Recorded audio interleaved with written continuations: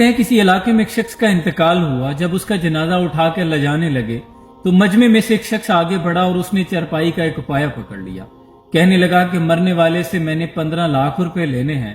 اس نے مجھ سے قرض لیا تھا اور جب تک میرے قرض کی ادائیگی نہیں کرو گے میں جنازہ نہیں جانے دوں گا. اب شرعی مسئلہ ہے کہ مرنے والے کا قرض اس کے وارث ادا کرتے ہیں. جب بیٹوں سے پوچھا گیا تو بیٹے کہنے لگے کہ ہمارے باپ نے تو اس قرض کا ہم سے کوئی ذکر نہیں کیا اور ہم اتنی بڑی رقم ادا نہیں کر سکتے. بھائیوں کی طرف دیکھا گیا تو وہ کہنے لگے کہ جب بیٹے ذمہ داری نہیں لے رہے تو ہم کون ہوتے ہیں, ہمارے پاس بھی اتنے پیسے نہیں ہیں کہ ہم ادا کر سکیں. چلتے چلتے بات گھر تک پہنچ گئی. گھر کی عورتوں تک پہنچی تو اکلوتی بیٹی کہنے لگی کہ میرے پاس کچھ سونا ہے, کچھ پیسے ہیں, یہ لے جاؤ اور اس شخص کے سامنے پیش کرو. کہنا بقیہ رقم کی بھی ادائیگی میں کر دوں گی, میرے باپ کا جنازہ نہ روکے, اس کی میت کو جانے دے.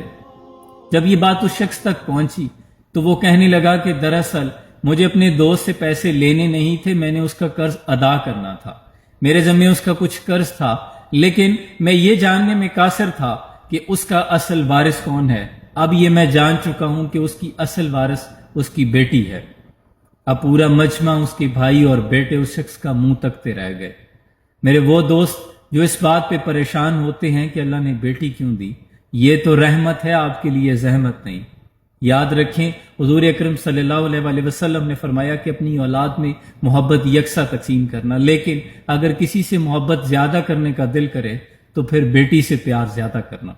یہ تمہارے لیے جنت کی ضامن ہے, اس لیے بیٹی کی پیدائش پر دکھی نہ ہوا کریں, خوشی کا اظہار کریں. اور حضور اکرم صلی اللہ علیہ وسلم نے فرمایا کہ اگر کوئی شخص بیٹی کی پیدائش پر خوشی کا اظہار کرے, میں نے اکثر دیکھا ہے ہاسپٹلز میں کہ جب بیٹی کے بارے میں بتایا جاتا ہے نا کہ آپ کی بیٹی ہوئی ہے تو سمیت اس کی ماں کے, بیٹے کی ماں کے, بیٹے کے, سب کے منہ اتر جاتے ہیں.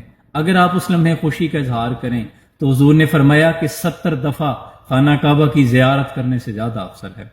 اس لیے آپ خوش نصیب ہیں کہ اللہ نے آپ کو رحمت سے نوازا. رحمت کا کوئی حساب نہیں, جبکہ نعمت کا آپ سے حساب لیا جائے گا. پوچھا جائے گا کہ آپ کو نعمت دی تھی کہاں پہ خرچ کی, لیکن رحمت تو رحمت ہے. اللہ آسانیاں حاصل اور تقسیم کرنے کا شرف عطا فرمائے. سلام پہنچے.